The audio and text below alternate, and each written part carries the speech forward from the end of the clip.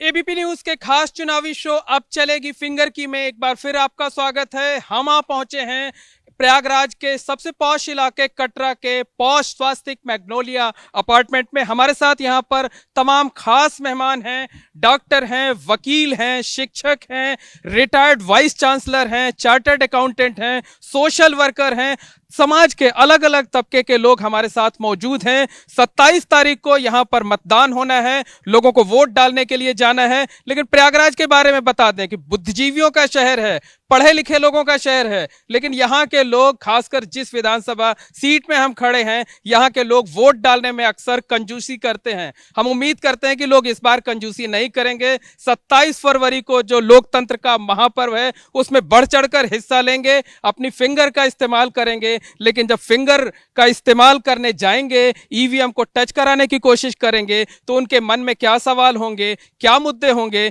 इस बारे में हम यहाँ मौजूद लोगों से बात करते हैं। मैम, आपका क्या नाम है, क्या करती हैं आप, और ये बताइए इस चुनाव में क्या मुद्दे हैं जिस पर आप वोट करने जाएं? मेरा नाम ममता बंसल है।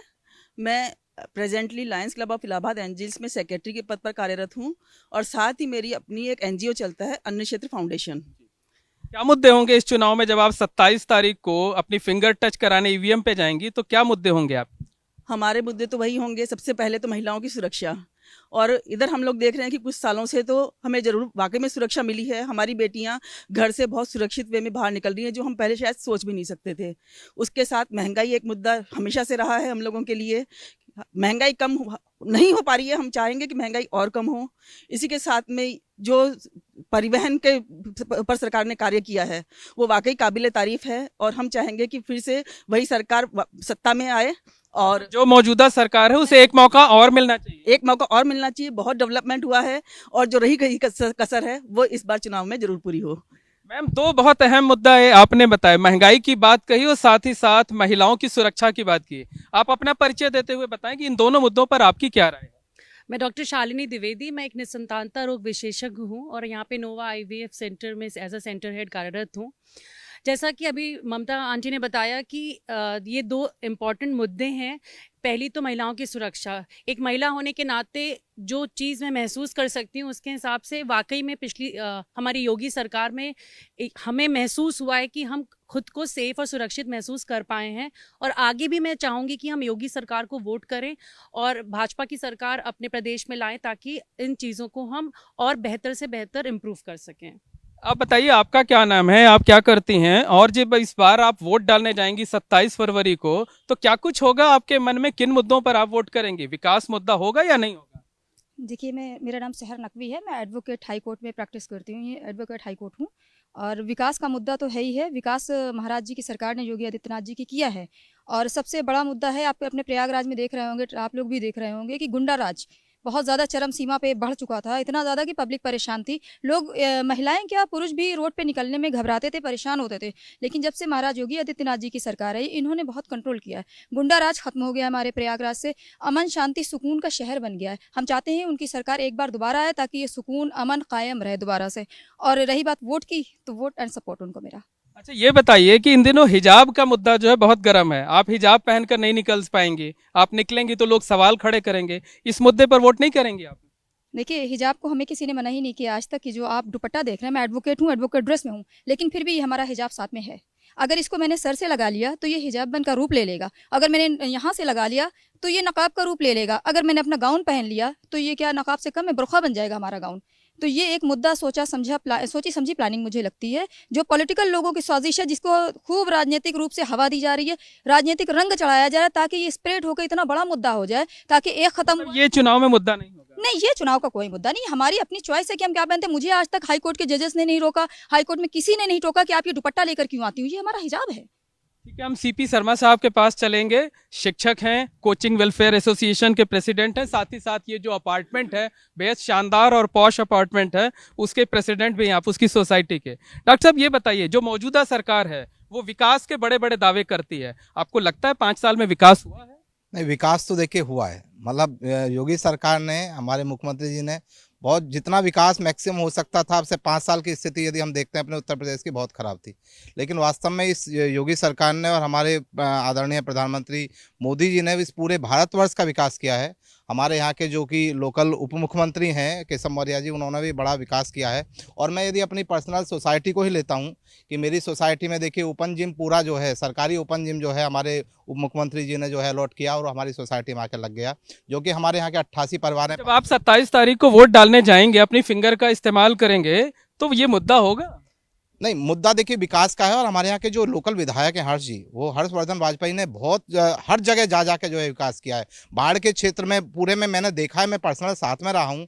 कोरोना जैसी महामारी में उस व्यक्ति ने ऑक्सीजन के लिए कोई भी किसी व्यक्ति को कमी नहीं होने दी और वास्तव में उसने हमारे साथ राजनीति विज्ञान के एक्सपर्ट पूर्व vice chancellor professor MP Dubey sir हैं। सर बताइए, आजकल ना जाति पर, धर्म पर या बेफिजूल के जो मुद्दे हैं उन पर वोट पड़ने लगे हैं, जो जरूरी मुद्दे हैं वो खो जाते हैं। क्या मानते हैं ऐसा क्यों हो रहा है? राजनीतिक दलों की कमी है, जनता की कमी है? आखिर ये समाज की सोच कब बदलेगी? उत्तर प्रदेश में अगर देखा जाए तो जाति, वर्ग और धर्म, ये तीनों टाइम टू टाइम जो है डोमिनेट करते रहे हैं। कभी धर्म प्रायोरिटी पर रहा, कभी जात रही और कभी जो है वर्ग रहा। और इसका एक तरह से एक क्रॉस कटिंग होती रही है। और इस समय वर्ग, धर्म और जाति ये तीनों प्ले कर रहे हैं रोल। इसमें सोशल इंजीनियरिंग जो अच्छा कर ले जाएगा वो बेहतर करेगा। कारण ये है कि आप देखेंगे मिडिल क्लास जो है एक वर्ग के रूप में भर रहा है। इसमें जनता के जो जरूरी मुद्दे हैं वो तो खो जाते हैं ना सर? नहीं, जनता के जरूरी मुद्दे नहीं खो जाते। कारण एक जनता के जरूरी मुद्दे इस आधार पर भी रहते हैं। जरूरी मुद्दे तो है भाई, आपको लॉ एंड ऑर्डर होना चाहिए, देन एजुकेशन है, हेल्थ है, पावर सप्लाई है, सैनिटेशन है, ये व्यवस्थाएं होनी चाहिए। जो गवर्नमेंट बेहतर देगी नेचुरली वो जो जीतेगी। पिछली गवर्नमेंट ने एक परसेप्शन क्रिएट किया था, एक इमेजिनेशन कैप्चर किया था, बहुत फ्रंट पर वो फेल रही है, नहीं कर पाई है। कारण ये है कि पहले ये माना जाता था कि पार्टी भी डिफरेंस है, इसका चाल चरित्र चेहरा जो है औरों से भिन्न है। लेकिन आज ये दिखाई पड़ रहा है कि और पार्टियों में इनमें कोई अंतर नहीं है, चाल चरित्र चेहरा सबका एक सा है। तो इसमें जो पार्टी अपना चाल चरित्र चेहरा और जो मौजूदा सरकार है, आपका कहना है कि वो जनता की उम्मीदों पर खरी नहीं उतरी है? जनता के मुद्दों पर कुछ मामले में खरी नहीं उतरी है। कारण ये है कि बेसिक प्रॉब्लम ये रही कि जो रिप्रेजेंटेटिव्स थे उनकी से नहीं रहती थी। पता चला सब कुछ जो है एक तरह से कंसंट्रेटेड सेंट्रलाइज पावर थी, जिसकी वजह से विधायक है या सांसद है, ये लोग अपनी इच्छा अनुसार या जो समाज हित में काम करना चाहिए उसमें कहीं कहीं मजबूर हो जाते हैं। सर, हम सियासी समीकरणों पर आगे भी आपसे बात करते हैं, हम आपके पास आएंगे। मैम, आप अपना नाम बताइए और क्या करती हैं आप? मैं डॉक्टर प्रीति श्रीवास्तव, मैं स्त्री रोग विशेषज्ञ हूँ यहाँ पे नाजर हॉस्पिटल में। डॉक्टर साहब, ये बताइए कि अस्पताल में तो आप लोगों का इलाज कर देती होंगी, सरकारों का इलाज कैसे करेंगी? राजनीतिक दलों का जो महंगाई बढ़ाते जा रहे हैं और आपको किचन भी चलाती होंगी, किचन भी संभालती होंगी, दिक्कत भी आती होगी उसमें? बिल्कुल बिल्कुल, मैं डॉक्टर होने के साथ साथ एक गृहिणी भी हूँ। मैं कहना चाहूँगी सरकार से कि इतनी ज़्यादा महंगाई कर दी है कि हम डॉक्टर्स लोग ठीक है अपना काम चला लेते हैं, लेकिन आम जनता के लिए बहुत मुश्किल है। गैस के दाम इतने बढ़ गए हैं, एजुकेशन में इतना खर्च होता है, इवन मेडिकल हम लोग मेडिकल फील्ड से भी हैं, लेकिन हर चीज़ों में इतने प्राइस लगते हैं। डॉक्टर्स के ऊपर भी जितने नर्सिंग होम है इसमें इतने सारे टैक्स लगाए गए हैं कि डॉक्टर भी अपनी फीस ना कम कर पाता है, ना वो अच्छे से कम दर पे इलाज दे पाता है। हम सरकार से चाहेंगे कि सरकार कम से कम स्वास्थ्य पे ध्यान दे। इसके अलावा जो लोगों से खूब पैसे लेने के बावजूद आपका किचन नहीं संभल पा रहा? जी नहीं, बिल्कुल नहीं संभल पाता है। और हमें सिर्फ अपनी किचन की नहीं, हमें आम जनता की भी चिंता है। यहाँ पर हमारे किचन चलने से क्या होगा, सबका किचन नहीं चलेगा, ये बात देखनी होगी। दूसरी चीज़, सरकार कहती है जितनी सरकारें आ रही हैं, कोई कहता है स्कूटी देंगे, कोई कहता है लैपटॉप देंगे। आप नौकरी क्यों नहीं देते? नौकरी दीजिए, सबको रोजगार दीजिए। आज हमारा बीटेक किया हुआ बच्चा आज 4th क्लास के एम्प्लॉय की नौकरी में लाइन में लगा होता है, ऐसा कौन चाहेगा?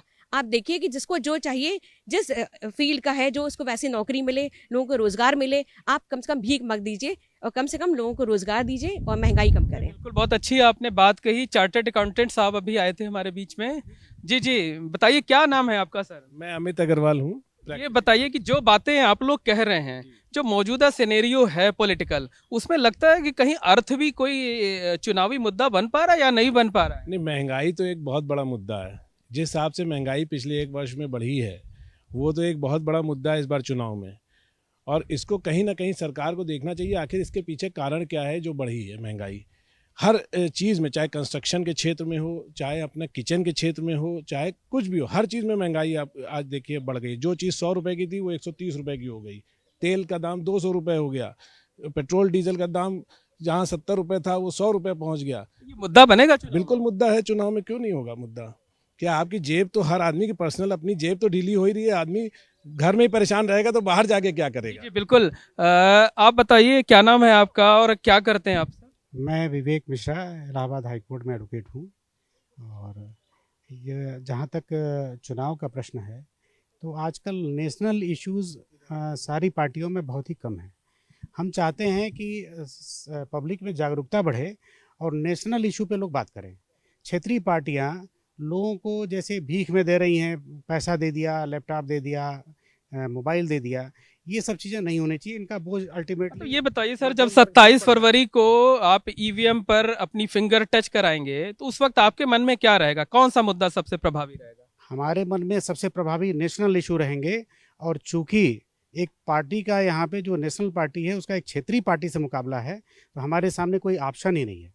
मैं एक नेशनल पार्टी को ही चूज करूंगा। नेशनल पार्टियां और भी है वैसे चुनाव में? हाँ, जो जो यहाँ अभी चुनाव ज्यादा मजबूत है। ज़्यादा मजबूत है, मैं उसको सपोर्ट। चलिए दूसरी तरफ चलते हैं, वहाँ कुछ लोग खड़े हुए हैं, उनसे बात कर लेते हैं।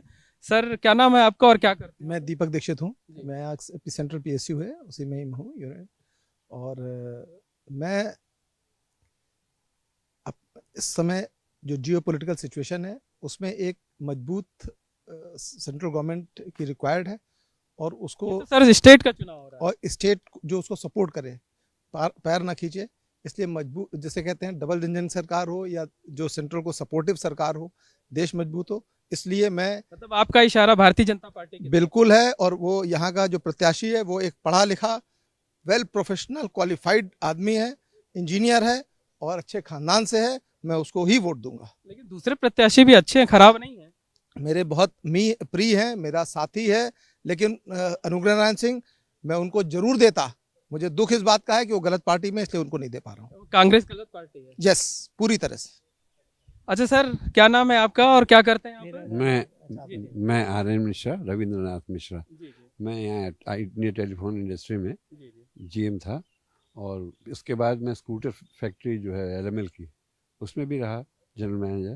तो सर ये बताइए 27 तारीख को आप अपनी फिंगर का इस्तेमाल कर वोट डालने जाएंगे कि नहीं, घर बैठेंगे? नहीं जी, बिल्कुल जाएंगे और खुद नहीं जाएंगे और जो साथी उनको लेके जाएंगे। लेकर के जाएंगे? बिल्कुल बिल्कुल, अपनी जिम्मेदारी निभाएंगे। यस भाई, हमारे देश ने जो आज 75 साल में देखा है उसको तो हटाना है ना। सारा देश चौपट हो ये गया। बताइए सर, जो मौजूदा सरकार है उसके कामकाज के बारे में क्या कहना है आपका? बहुत सुंदर जो योगी जी ने कर दिया, कोई चीफ मिनिस्टर आज तक यहाँ का राइट फ्रॉम फर्स्ट नहीं कर पाया। क्या क्या कर दिया? क्या रोड्स अच्छी हो गई, हमारा इलाहाबाद सुंदर दिखाई पड़ रहा है, ऐसा कभी नहीं था। हम तो इलाहाबाद आज से हैं नहीं, सन 60 से यहाँ पर हैं। और 60 के समय क्या हाल थी, आज क्या हाल है। तमाम लोग कह रहे हैं मंदिर भी बन गया, अयोध्या में मंदिर बन रहा है, वाराणसी में कॉरिडोर बन गया। बिल्कुल, बहुत सही बात। ये भी मुद्दे हैं। नहीं, ये क्या मुद्दा तो बन गया है, अब आगे का बात करिए।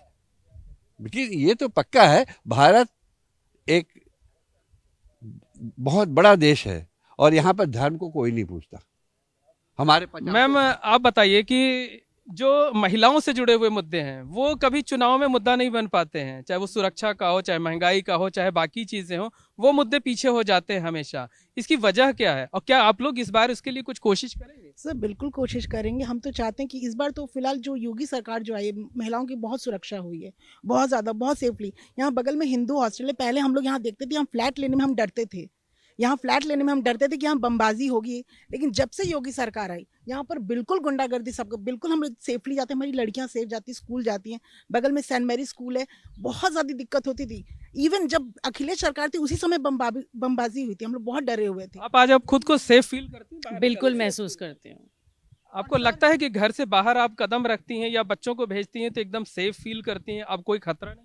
बिल्कुल भी नहीं लगता है। पहले जरूर बच्चे बाहर निकलते थे, डर लगता था कि बच्चों टाइम से 7 बजे से पहले तुम जरूर घर पहुंच जाओ। लेकिन आज अगर मेरी बेटी 9 बजे भी घर आती है, मम्मी आप बिल्कुल फिक्र मत करिए, मैं बिल्कुल सेफ हूँ, आप टेंशन मत लीजिए। और मुझे भी लगता है कि बच्चे में जी क्या कहना है? सर देखिए, पहले यहाँ पर भारद्वाज पार्क इतना सुंदर बन गया, वो पार्क कितने दिनों से ऐसे ही पड़ा था, उनकी स्थापना हुई मूर्ति की, यहाँ के रोड। और देखिए विकास हुआ, लेकिन संस्कारों के साथ विकास हुआ है। हमारे मोदी जी ने संस्कारों के साथ संस्कारों वाला भी विकास होता है? बिल्कुल, क्यों नहीं, संस्कारों का सबका विकास हुआ। देखिए सब महिलाएं लड़कियां जो भी हमारे इलाहाबाद में हम देखें चाहे कहीं भी देखें, क्यों नहीं संस्कार हम असंस्कारी विकास क्या होता नहीं असंस्कारी विकास नहीं सर, मेरा ये कहने का मतलब कि जो हिंदू धर्म को जिन्होंने आगे बढ़ाया, पहले हिंदू धर्म मरते जा है? रहा था। सरकार तो सबकी होती है नहीं सर सरकार सबके, लेकिन हमारी मोदी सरकार ने या जो कहें योगी सरकार, हम तो फिलहाल योगी के भक्त हैं। और तो हम देखिए आपके बगल में शहर नकवी खड़ी है, वो भी योगी जी को देने की बात कर रही हैं, तो फिर संस्कारी बात कहाँ से आ ये गई? नहीं तो यही योगी जी ने किया है ना, यही योगी जी ने किया संस्कार के साथ संस्कारी कि है उन्हें- सरकार। बिल्कुल देखिए जहाँ तक इन्होंने हिंदू धर्म की बात करी कि प्रमोट हुआ है, मैं कहती हूँ हिंदू धर्म भी हमारा है क्योंकि हम हिंदुस्तानी हैं, और इस्लाम भी हमारा है। ये संस्कारों से क्या क्या बात है, दोनों धर्म हमारे हैं, हम दोनों धर्मों की बहुत रिस्पेक्ट करते हैं, इज्जत करते हैं। मुझे मंदिर ले जाइए मैं वहाँ भी सर झुका लूंगी, मुझे मस्जिद ले जाइए मैं वहाँ भी सर झुका लूंगी, गुरुद्वारे खड़े करिए, मुझे कोई एतराज नहीं ईश्वर से। उसके नाम पे वोट भी डाल दें। उसके नाम पे मंदिर वोट भी, मस्जिद के नाम पे। मंदिर मस्जिद के नाम पे मैं वोट नहीं दूंगी, मैं महाराज जी के काम पे वोट दूंगी। महाराज योगी आदित्यनाथ जी ने जो काम किया है, जो विकास किया, जो सेफ्टी हमें दी है, जो पावर दिया है, मैं कहती हूँ कि महिलाओं को अब रोजगार की मैं मांग करूंगी कि 50% का रोजगार दे दिया जाए ताकि ठीक है सर, बहुत देर से आपको लगता है खड़े होने में दिक्कत हो रही है, अगर दिक्कत हो रही है तो सर आप बैठ भी सकते हैं। क्या नाम है सर आपका और आप क्या करते हैं? मैं जगदीश नारायण पुरवार विश्वविद्यालय से रिटायर्ड अध्यापक हूं और इस समय भारतीय आर्थिक शोध संस्थान का अध्यक्ष हूं। सर ये बताइए हमें कि जो एक विधायकों का चुनाव किया जा रहा है, एक आदर्श विधायक क्या होना चाहिए, कैसे जनता की अपेक्षाओं पे खरा उतरना चाहिए वो? आदर्श विधायक को मुख्य रूप से अपने क्षेत्र की उन समस्याओं को पहले आइडेंटिफाई करना चाहिए और उनके विकास के लिए योजनाएं बनाना चाहिए। वे योजनाएं प्रशासन की मदद से, एजुकेशनल इंस्टीट्यूशंस की मदद से बननी चाहिए और साथ ही साथ फाइनेंशियल इंस्टीट्यूशंस को भी उनमें मदद करना चाहिए, तब हम समग्र विकास की दिशा में आगे बढ़ पाएंगे। और ये समग्र विकास जो है न केवल अपने क्षेत्र का होगा, बल्कि अगर सभी विधायक एक साथ इस तरह का विकास की बात सोचें तो समग्र प्रदेश का विकास होगा। सर विकास की बात होना चाहिए, लेकिन प्रोफेसर दुबे के पास चलते हैं, राजनीति के जानकार हैं। सर ये बताइए, एक पार्टी इस चुनाव में नारा दे रही है 85 बनाम 15 का, वो कहती है हमें अगड़ों का वोट नहीं चाहिए, हम बैकवर्ड और दलितों के वोट के सहारे सरकार बना लेंगे।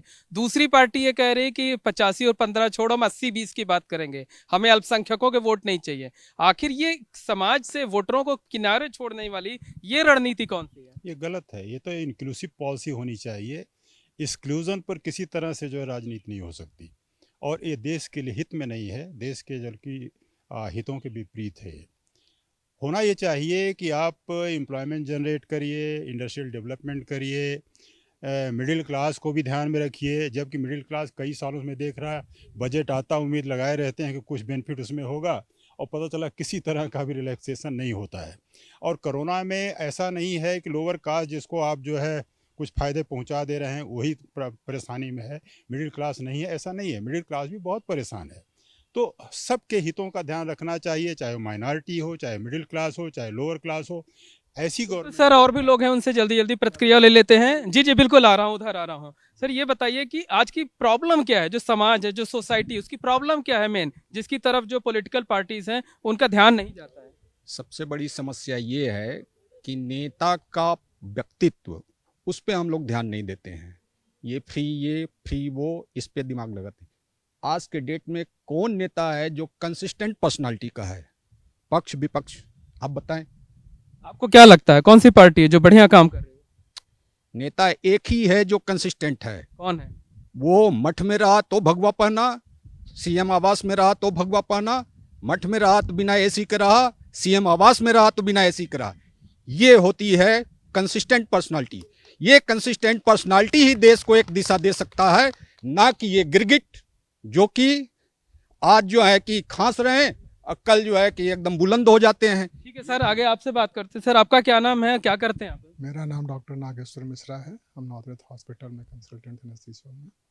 जी, इस बार किसको ठीक करके भेजेंगे ओटी के बाहर 27 तारीख को? हम तो बीजेपी को ही ठीक करके भेजेंगे, इसलिए कि बीजेपी ही एक ऐसी पार्टी है जो कि राष्ट्रीय स्तर पे काम कर रही है, सबका विकास कर रही है, सबका क्या कहते हैं कि ध्यान दे रही है, सुशासन है, सब लोग सुरक्षित हैं। इससे अच्छी। सर आपका क्या नाम है? अमित अग्रवाल। क्या करते हैं आप? मैं चार्टर्ड अकाउंटेंट हूँ। चार्टर्ड अकाउंटेंट है। सर ये बताइए कि इस बार ना वो विकास आपको कहीं नजर आ रहा है क्या 5 साल में? हमारे प्रयागराज में तो विकास हुआ है सर। हमारे प्रयागराज में तो काफ़ी विकास हुआ है और पिछले 5 सालों में बहुत कुछ बदल गया है। जहाँ सड़कें आपको भी नजर आया? विकास तो है। मेरा नाम नितिन कुमार केसरवानी है। मैं एक बिजनेस ग्रुप से हूँ, भोला ग्रुप से। हाँ, तो विकास तो हुआ है, सेफ्टी भी हुई है, सेफ्टी भी लोगों की बढ़ी है, लेकिन महंगाई एक बहुत बड़ा मुद्दा है। हम चाहते हैं महंगाई में जो टैक्सेस हैं उसमें कुछ रिलीफ मिले, कुछ, ताकि प्रोडक्शन में भी अगर टैक्स डिडक्शन होगा तो फिर आम आदमी को भी उसका लाभ मिलेगा। बिल्कुल, ये समस्याएं तो हैं। इस तरफ कई लोग बचे हुए हैं, उनसे जल्दी जल्दी बात कर लेते हैं। आगे आ जाइए आप।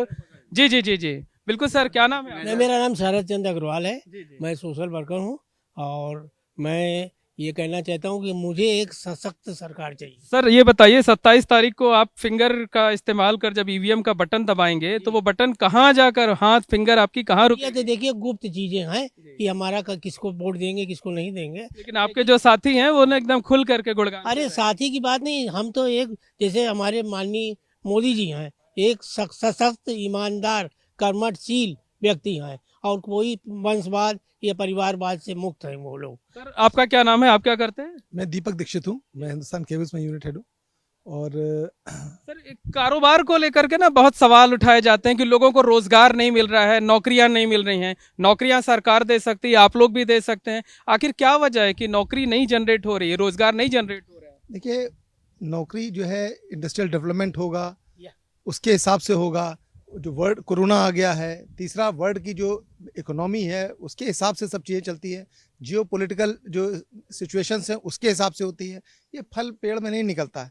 आदमी क्वालिफाइड होगा, मेहनत करेगा, जिसको नौकरी चाहिए होगी मिलेगी, और फिर भी प्रयास गवर्नमेंट का रहता है। बहुत से पढ़े लिखे लोग डिग्रियां लेकर के घूम रहे हैं, नौकरी नहीं। हमारा एजुकेशन सिस्टम ऐसा है कि अब वो डिग्री लेकर ही सब चल रहे हैं। पढ़ाई मतलब एलाइड, अप्लाइड, कोई टेक्निकल ऐसी एजुकेशन हो जो सोसाइटी। आप बताइए क्या नाम है आपका, क्या करते हैं? आरिस नकवी। क्या करते हैं आप? प्रैक्टिस करते हैं। ये बताइए कि अगर 10 नंबर देने हो योगी सरकार को, 10 में से नंबर देने हो तो कितने नंबर आप देंगे? 10 में से अगर नंबर देने हो तो हो सकता है कि 11 भी दे दें हम। 10 में 11 दे देंगे? हाँ दे दें भाई कमाल के आदमी भाई आप तो जो है वो। शर्मा जी आप बताइए, आप तो शिक्षक हैं, शिक्षा क्षेत्र से जुड़ी हुई समस्याएं क्या हैं? अक्सर पेपर लीक हो जाते हैं, सरकारें नहीं रोक पा रही हैं, लोग फॉर्म भरते हैं 8-8 साल तक वो वैकेंसी भर नहीं पाती है। ये एक बड़ी समस्या है। इसमें सरकार को ध्यान देने की ज़रूरत है, क्योंकि देखिए बहुत बेरोजगार युवक घूम रहे हैं। गांव से बच्चे आते हैं, पढ़ाई लिखाई करते हैं, 2-2, 3-3 साल मेहनत करते हैं, और जब पेपर लीक हो जाता है उन बच्चों के अरमानों पे पानी फिर जाता है। तो ये जो हमारी वर्तमान सरकार है इसको बहुत ध्यान देने की ज़रूरत है कि इस तरीके की जो है लापरवाही ना होने पाए। साथ के साथ मैं ये कहना चाहता हूँ कि जो हमारी सरकार हैं वो सरकार जो टैक्स दिन प्रतिदिन बढ़ाती जा रही है, उन टैक्सों को मीडियम वर्ग के जो लोग होते हैं उनको बहुत दिक्कत हो रही है। बच्चे आते हैं गाँव से, अपनी फीस नहीं दे पाते हैं और उनके ऊपर 18% GST लगा रखा है। तो सरकार को, भारत सरकार को, स्टेट गवर्नमेंट को जितने भी टैक्सेस हैं कम से कम एजुकेशन पे टैक्स खत्म करने चाहिए। मैं प्रयागराज। आपका क्या नाम है, क्या करते हैं? या मैं अनूप श्रीवास्तव, मैं फिटजी कोचिंग का डायरेक्टर हूँ। एजुकेशन से इंजीनियर, प्रोफेसर से टीचर और मध्यम वर्गीय। तो मैं सभी के बारे में अगर बात कहूँ। सर ये बताइए कि 27 तारीख को जब आप अपनी फिंगर का इस्तेमाल कर ईवीएम को टच करने जा रहे होंगे तो आपका हाथ, आपकी फिंगर कहाँ जाकर रुकेगी? फिंगर तो जो कानून व्यवस्था को बहुत अच्छे से रखा है, जिसने गुंडागर्दी खत्म की पिछले 5 सालों में, वहीं पे जाएगा। लेकिन आगे की कुछ उम्मीदें और मैं जरूर करूंगा कि ये और अब आपकी फिंगर वो कमल के सिंबल पर जाकर आप कह सकते हैं, मैं मुझे नहीं कहूँगा, लेकिन ऑब्वियसली मैंने कहा। लेकिन ये है कि जैसे मैंने बोला कि मैं मध्यम वर्गीय हूँ तो महंगाई प्रभावित करती है। इंजीनियर हूँ तो इंफ्रास्ट्रक्चर को भी मैं देखता हूँ, बहुत अच्छा इंफ्रा में काम हुआ है, लेकिन क्वालिटी में थोड़ा सा भी मुझे है कि जितना अच्छा। आपका कहना है कि काफी कुछ हुआ है, थोड़ा बहुत और होना बाकी है। मैम ये बताइए कि जो नई सरकार बनेगी उससे एक महिला होने के नाते, एक डॉक्टर होने के नाते क्या उम्मीद करेंगी आप? हम डॉक्टर होने के नाते ये उम्मीद करेंगे कि मरीजों का इलाज सस्ता कर सके, नर्सिंग होम वगैरह जितने टैक्सेस लगाए गए हैं वो लोग तो कम करेंगे ना। नहीं, हम कैसे टैक्स कम करेंगे? हम एक कार खरीदते हैं, अभी मैंने 7.5 लाख की एक कार ली, उसमें 1.5 लाख रुपए सेंट्रल गवर्नमेंट लिया और 1.5 लाख रुपए स्टेट गवर्नमेंट लिया। आप हेल्थ पे भी आप टैक्स लगाते हैं, आप मेडिसिन में टैक्स लगाते हैं, और आप एजुकेशन टैक्स लगाते हैं। कम से कम जो बेसिक चीज़ें हैं उनमें आप टैक्स को कम कर दीजिए, जैसे हम लोग मरीजों के वो भी कर सके, मदद भी कर सके। और मैम अगर 10 नंबर देने हो तो योगी सरकार को कितने नंबर देंगे? मैं शायद 8 नंबर तक दे पाऊंगी, क्योंकि महंगाई से मैं भी बहुत त्रस्त हूँ। गरीबों के लिए सरकार ने जरूर बहुत कुछ किया, लेकिन मध्यम वर्ग के लिए सरकार ने कभी कुछ नहीं किया, न कभी टैक्स में रिलैक्सेशन हुआ। लेकिन फर्स्ट डिवीजन आप पास करा रहे हैं। इतना तो सरकार ने जरूर किया है। आप बताइए मैम। सर वही जो इन्होंने कहा 8 नंबर, बिल्कुल महंगाई से हम भी त्रस्त हैं। महंगाई है, थोड़ा जो टैक्सेस है ये सब, होटल में खाना खाने जो उसके जीएसटी जो लेते हैं वो बहुत महंगा, ये सब चीज़ें। नई सरकार से आपको क्या उम्मीद रहेगी? जैसा कि अभी हम लोग इतनी देर से डिस्कस कर रहे हैं, तो जो इम्पोर्टेंट मुद्दे हैं जो हमें आगे की सरकार से उम्मीदें रखनी है, तो जैसा कि टैक्स पे बात हो रही है, मुझे लगता है कि हेल्थ और एजुकेशन पे मेजरली काम करना चाहिए, और पॉपुलेशन कंट्रोल बहुत इंपॉर्टेंट है। तो ये 3 बेसिक ऐसी चीज़ें अगर ये सही होंगी तो मुझे लगता है कि देश का समहाउ इकोनॉमी भी सुधरेगा। आप 10 में कितने नंबर देंगे? मैं 10 में 0 लगा दूंगी, 1 0 बढ़ा दूंगी। सर चलिए, ये तो बात ही। सर ये बताइए, जो मौजूदा सरकार है उससे किस बात को लेकर आपकी नाराजगी है? हमारी नाराजगी सरकार से नहीं है, सिस्टम से। सरकार का सिस्टम जो है, जो डेवलपमेंट है वो प्रॉपर वे में नहीं है।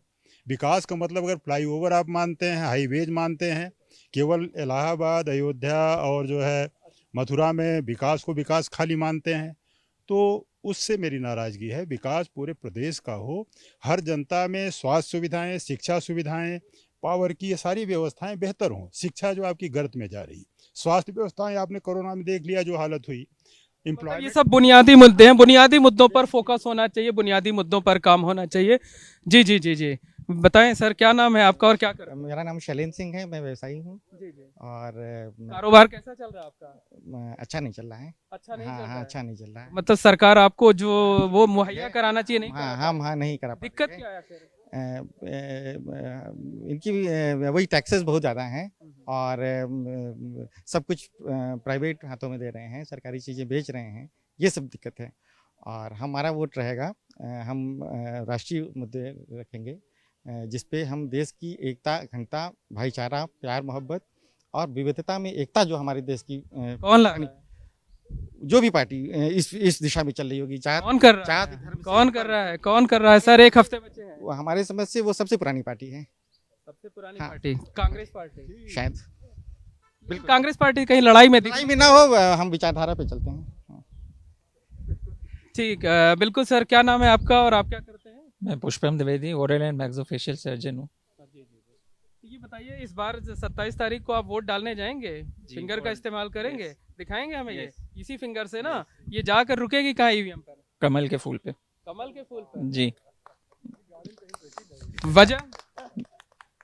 कमल के फूल पे इसलिए रुकेगी क्योंकि पिछले 5 साल में यहाँ बहुत डेवलपमेंट हुआ है यूपी में, जैसे कि एंटी माफिया गैंग हमारा ख़त्म हुआ है, ड्राइव हुआ है, और यहाँ आप रोड्स डेवलपमेंट देख रहे हैं, बहुत सारा है, अच्छा हुआ है, और महिलाओं की सिक्योरिटी पे भी बहुत उन्होंने वर्क किया है, और डेवलपमेंट के इस क्षेत्र में सबसे आगे बीजेपी चल। तो बिल्कुल अब चलेगी फिंगर शो में। आज के लिए बस इतना ही। हमने संगम नगरी प्रयागराज के तमाम लोगों से बात की, अलग अलग सेक्टर के लोगों से बातचीत की, लोगों की मिली जुली प्रतिक्रिया रही। किसी ने कहा मौजूदा सरकार ने बहुत अच्छा काम किया है, उसे एक और मौका मिलना चाहिए। कोई ये कह रहा था नहीं, इस बार यूपी की सत्ता में बदलाव होगा, सरकार बदलनी चाहिए, और कोई ये कह रहा था कि सरकार ने कुछ काम किए हैं लेकिन और बेहतर काम किए जाने चाहिए थे। तो संगम नगरी प्रयागराज के लोग एक राय नहीं है, अलग अलग राय रखे हुए हैं। हालांकि ज्यादातर लोगों का झुकाव मौजूदा सरकार की तरफ है, भारतीय जनता पार्टी की तरफ है, और खासकर जो महिलाओं का तबका है वो पूरी तरीके से कमल के फूल के साथ खड़ा होता हुआ दिखाई दे रहा है।